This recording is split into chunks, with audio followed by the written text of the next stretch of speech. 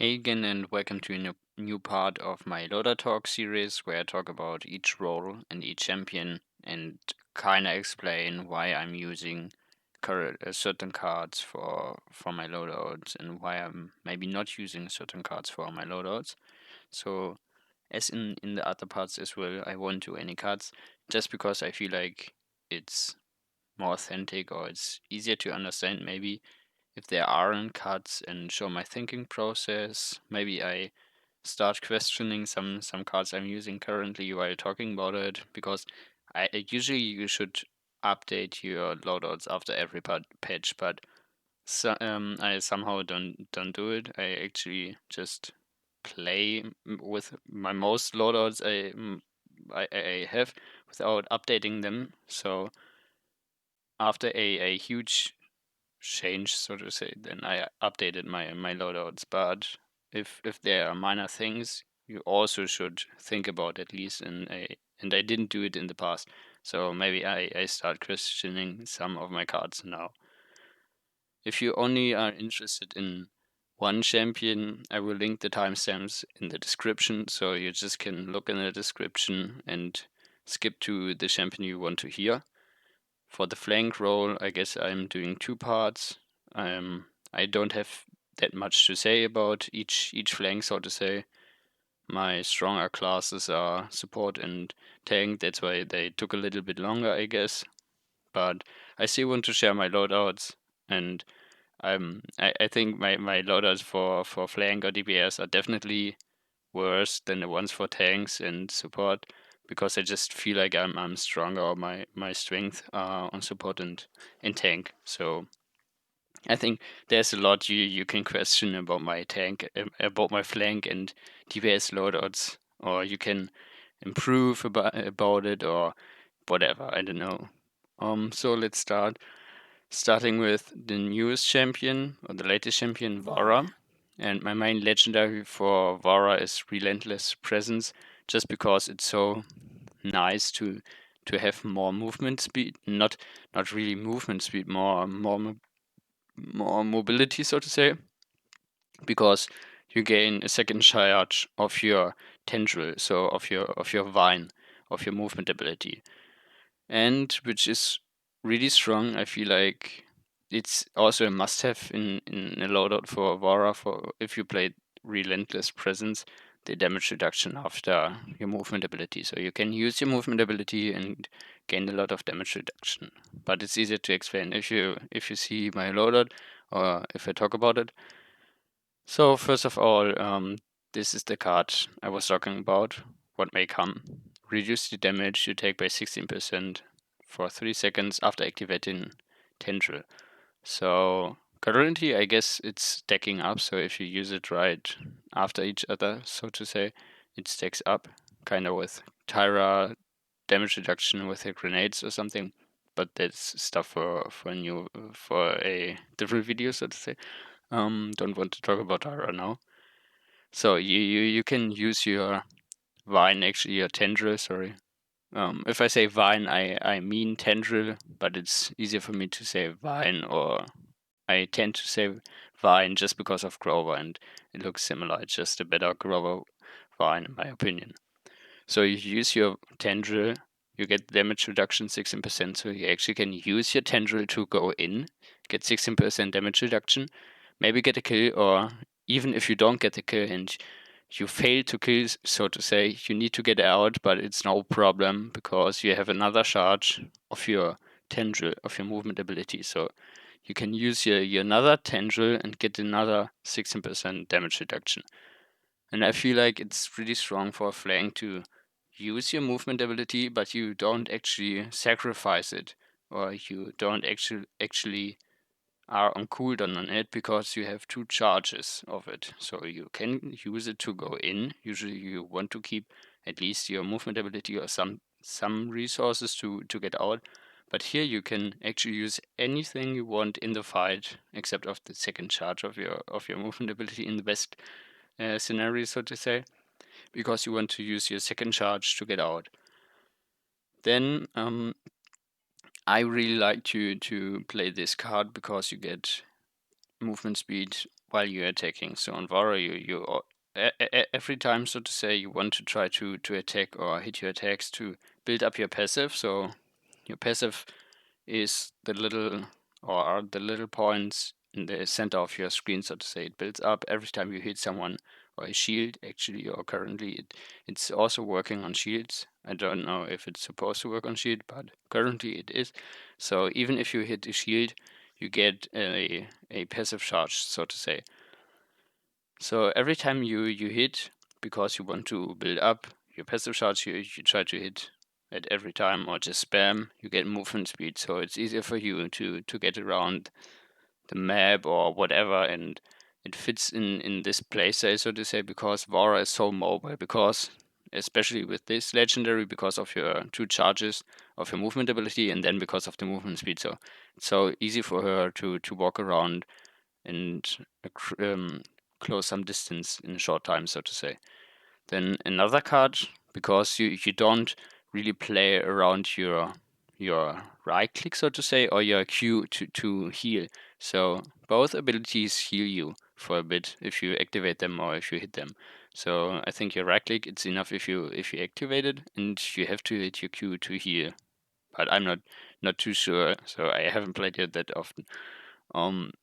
So that's why I decided to put in Sharpened Resolve, just because there's no specific cooldown or no specific ability you want to use more or rather than the other one. Just because with this legendary you want to play around your movement ability. That's why I decided to put more heals in for both of the abilities. And the last 2 cards are kind of filler cards. Dance with Fate, just to give you an even shorter cooldown of your Tendril. The last one just to reduce the cooldown of your Dark Siphon, so of your Q, if you fail to hit it. That's it for Relentless Presence. And this is actually the only talent or legendary I tried yet. But yeah, I thought about some loadouts for the other ones. I haven't tried them out, so maybe they are really bad. I don't know, but that's what I thought could work. So this one, a broken path. Just okay. So maybe explain the legendary first. Unyielding presence, pressure. Unyielding pressure makes your dark siphon actually deal another percentage damage of your target's maximum HP. I don't know the exact percentage. I think it's 10% of your target's maximum HP. So if you hit your Q, you deal an additional 10%, similar to kind of similar to Cassie became. So because you want to use your Q, or the main ability you want to use with this legendary is your Q, just because you deal more damage with it, I decided to put more heal on my Q, because this is the ability you want to use more, so to say. Then, because this ability is so important for you with this legendary, you want to reduce your cooldown if you fail to hit it. So just make sure you have always a Q up, or if you don't hit it, reduce the cooldown.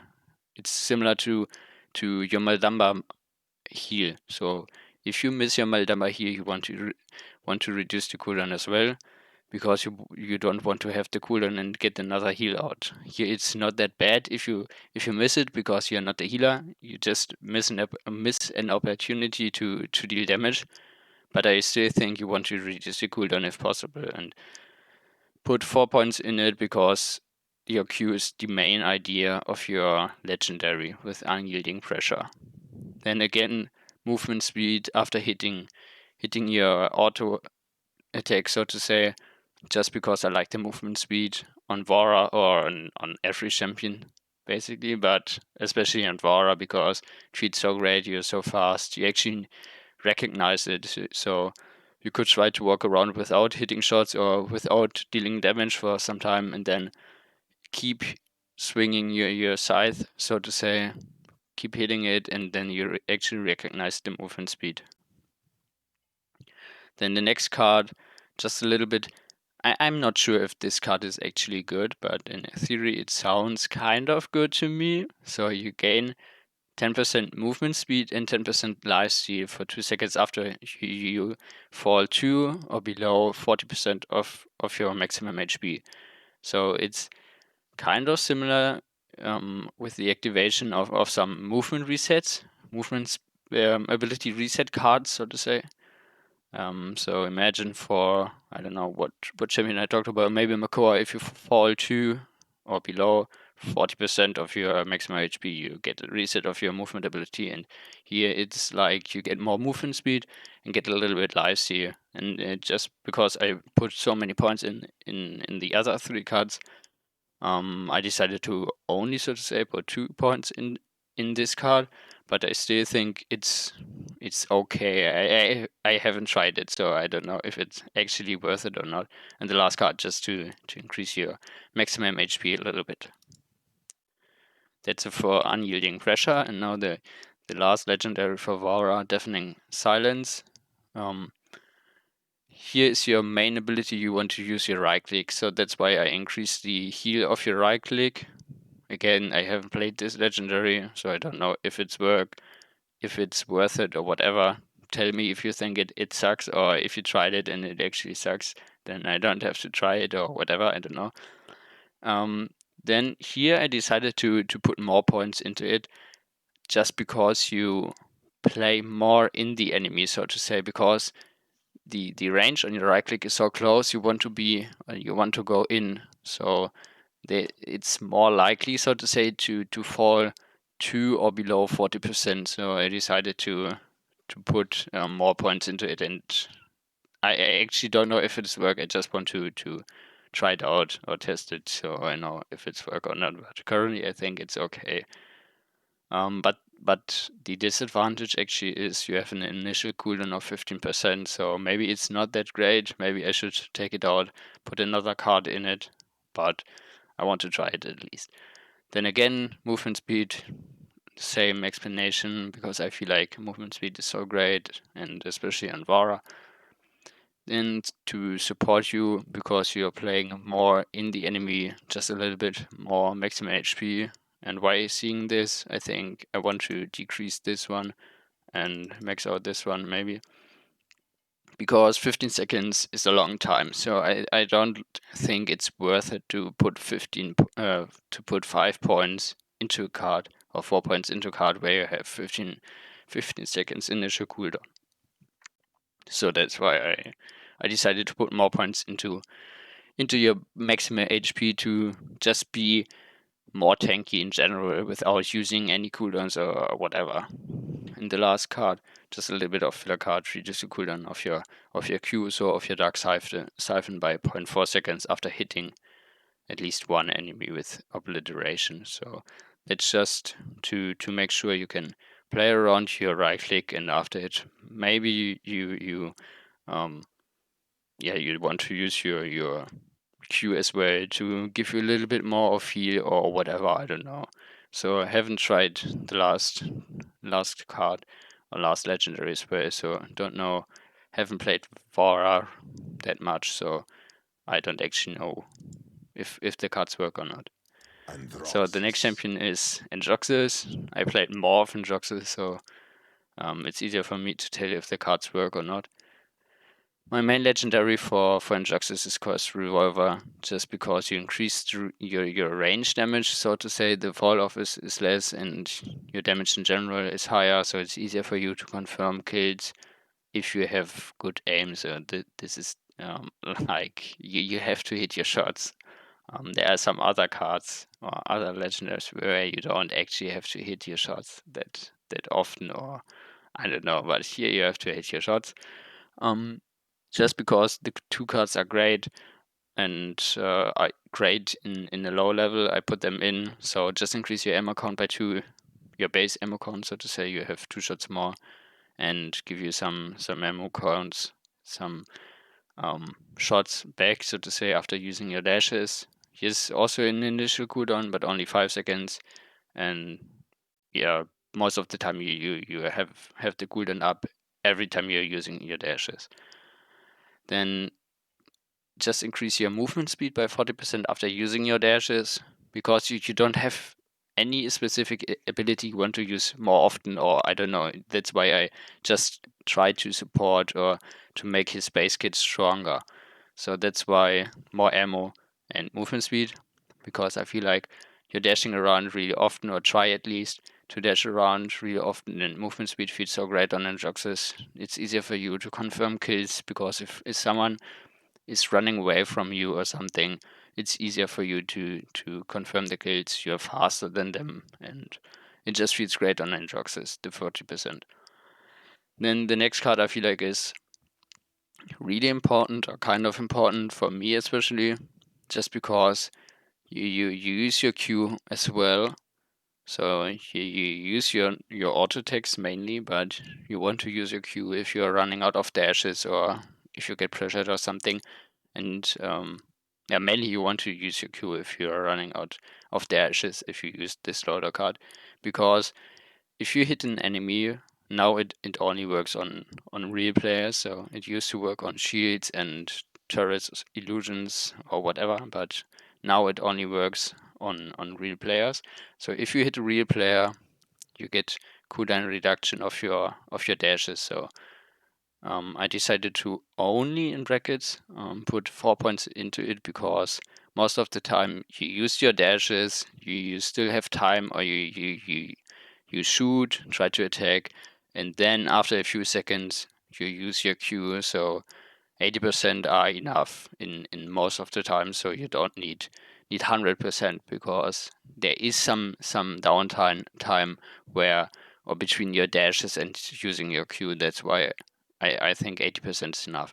And the last card just threw the warp to increase your dash distance, because your general dash distance isn't that great. I think they buffed it actually in the past, a few patches ago, or well, maybe more than a few, but I think they buffed it. But I still think more dash distance feels great on Androxus, just to make it easier for him to confirm kills, because you want to go in, make it easier to close some distance, want to have the movement speed, and also here with this legendary, you actually try to play around your main weapon, but also on your dashes, or play around your dashes. So the next legendary for Androxus is Godslayer, and with Godslayer you want to use your Q as much as possible. Or your Q is actually really strong, because it deals, without needing to get fed or something, it deals 800 damage. So if someone shoots in it, you deal even more damage. But the minimum, so to say, you can deal is 800 without Blast Shield or Haven on the other side, but that's obvious, I guess. So reduce the cooldown of your I forgot the name, of your reversal, because it's so strong. You want to play around your reversal as much as possible. And here you could also do the same. So 80%, maybe this is even better, 80% cooldown reduction after hitting it on an enemy, and reduce the cooldown of your reversal by 2.5 seconds after hitting enemy with your shot. So you go in, maybe use your reversal, hit it, get the cooldown reduction of 80%, hit one shot, and then you should have up another reversal. So actually can play really good around your reversal with those two cards. Then again, give you a little bit more of ammo, because sometimes it doesn't work, so you don't hit your reversal. Maybe you play against a Khan, and Khan pulls up his shield in time, because it's so easy for a Khan to toggle his shield, so to say. Then you don't get the cooldown reduction. That's why you also want to use your weapon, obviously. Again, a little bit of movement speed after your dashes, because it feels so good on Androxus to have more movement speed, a little bit more of dash distance. So here's no explanation why less dash distance, more movement speed. You also could swap it up if you want, but for me it feels better to have more movement speed on my dashes than distance. So the last legendary for Androxus is Defiant Fist, and I think Defiant Fist isn't that great currently, so it's not in a good state. It used to be really good, but they nerfed it to the ground actually. So there is a way to play it if you're good with it. You actually can play it, but I feel like it's not worth it. There are other legendaries which are stronger or easier to make work. So here you want to play around your fist, your right click, just because you increase your damage of your fist if you hit your shots. So here's where you have to hit your shots, kinda, but in yeah, your right click is so to say the finisher you want to use your fist, because you're using your right click so often. You want to get here you want to get the cooldown reduction after hitting your right click, because you play so much around your right click. So no need to put the other card in where you use or hit your reversal, because this one is even stronger with this legendary, because you use your punch anyway. So that's why to put it in this card. Then again, movement speed, because it feels so great. It's easier to close the distance between you and the enemy, because you actually want to be close to hit your fist. I mean, there is a huge range, kind of a huge range for a melee attack, but you still want to be close. That makes it easier to close the distance between you and the enemy, and to make it even easier to yeah, be in front of the enemy, increase the dash distance, little bit of more ammo, and here, because you want to use your fist to finish. So maybe you used every shot, you use your fist, but you don't hit your fist, or just because they are behind the barrier or whatever, or the enemy is too high on HP because they just got healed or whatever. So give you a little bit of ammo after hitting your fist to make sure you still can confirm the kill. The next champion is going to be Zhin, and my main legendary for Zhin is Yomi. I know a lot of players say, well, Yomi isn't that great anymore because they put it in his base kit, but I still think the extra damage on your third strike or your third slash or whatever you want to call it feels still great. You get more damage, and for me it's easier to play around the more damage than the other legendaries, because I feel like the below one or smaller one, I think, yeah, the smaller is the name, isn't that great because they nerfed it so hard. And guillotine, I just don't like legendaries where you only buff your ult because it's an ult, and you will use your ult maybe if you play this legendary twice around, so twice while capturing the point or whatever. I think you understand what I mean. But I think I mean, it's strong to delete the tank immediately, but I still think it's an ult. You buff your ult, so you're pretty weak compared to other legendaries or to your ult the rest of the time when you're not using your ult, so to say, if it makes sense. It's just personal preference. So my main legendary is Yomi, as I said, and for Yomi I like to kind of play aggressive because you have more damage. So you actually could play passive because you have, or you used to have more range on your third strike. But I still like to play up close, deal damage, and you want to go in. And because you want to go in, or it's so easy for you to kill someone because you have more damage in your base kit because of your third strike. You want to get more movement speed, make it easier for yourself to reach other enemies or to follow them, to hunt them down. Make it easier because your movement abilities are so weak on Zin to cross play across the map or to close distance. So compared to Eevee or other flanks, his movement abilities are so weak. I mean, it's strong to survive because with your counter, you actually counter the most of the attacks. Your whirl just gives you a little bit forward, movement speed forward.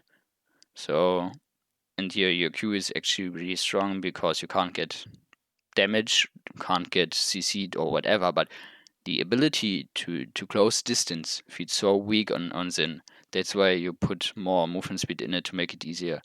to be faster, to make it easier to walk around and close the distance, reach the healer, whatever. And because your billow is so strong, you want to reduce the cooldown of your billow after you get a kill. So you can go in, maybe you win the fight with 1 HP, then you get your cooldown of your Q back. Because it's the same explanation as for Androxus with his reversal. You used your Q maybe some time ago, because usually you want to use your Q to get out, not to go in. Use your Q, then you have some time until you actually reach the enemy to go in or to deal damage. Then you lost some time. Then you get 80% damage, cooldown reduction of your Q, and can use your billow again to get out.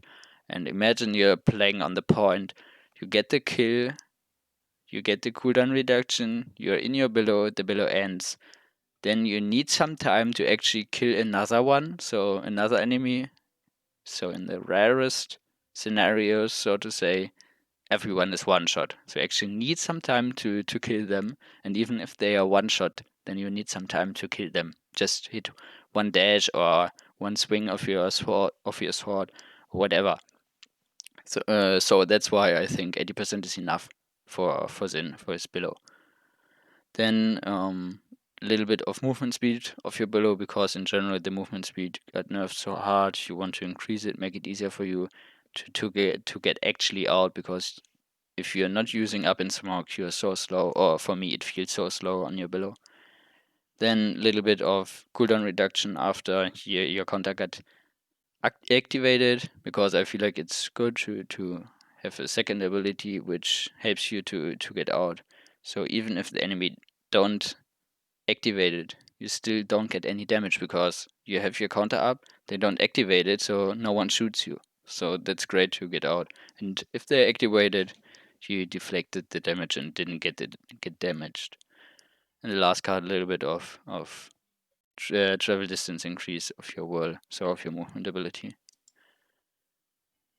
Then another loadout I tried out, just because a lot of players tried it or play it, and it's actually annoying to play against. Use this card, reduce the cooldown of your counter by 75% after it got activated. Or if you use your counter and someone shoots your counter, get 75% cooldown reduction. So in theory, you almost can use your counter every time. So you're so tanky because you don't get damaged by the auto attacks and most abilities. So some abilities actually can hit you through your counter, but that doesn't count, so to say. And your counter is basically so strong, you almost can deflect anything. So you can deflect the Dumba ult, you can deflect Eevee ult, you can deflect, I don't know, BK ult, BK Grumpy Bomb, can deflect auto attacks from other champions. So there are only some things you can't deflect, like a Genos ult or something. But basically, it's so strong, you almost deflect anything, everything. So play around your counter with this card. Then still a little bit of, not a little bit, 40% is actually a lot. A lot of movement speed increase after getting a killing blow. So make it easier to close distance, get around, walk out or something. Again, movement speed on your billow to make it easier to get out. And here you don't want to reduce the cooldown of your billow, because you have your counter almost every time. So you don't actually need your billow to get out, because you have your counter to protect you, so to say. And because you want to use your counter as much as possible, so to say, or it's so easy for you to have a lot of counters up, use a lot of counters, a little bit of heal, and just a little bit of maximum HP increase. So this one you actually can play for Yomi as well. And to be honest, I don't often play, or I don't play the other legendaries often. So that's why I'm using the same loadout, and I think this loadout actually works for every legendary you play. So it doesn't matter which legendary you play, or Zhin is a champion. I think it doesn't matter which legendary you play. You have a lot of strong cards you could use and make him work without thinking about different legendary cards or something. And I just saw I'm almost at 30 minutes, so I think I still will do more parts for the flank roll, although I don't have to say that much, or I thought I don't have to say that much about the flank roll. But it seems like I still have to say a lot, or I have to. I just talk a lot. I think so. I probably will do 3 parts again, or maybe 4 parts, like for the tank roll as well. So I want to keep the parts at 30 minutes, so that's why I stopped the video here. Thank you for watching. I hope it's not too boring, or it's not that bad to talk that much. I think it's great to give you as much information as possible, or to share my thinking process as much as possible, or as detailed as possible. Thank you for watching. I hope you enjoyed this video. It actually helped you or something. And yeah, just remember, you're awesome.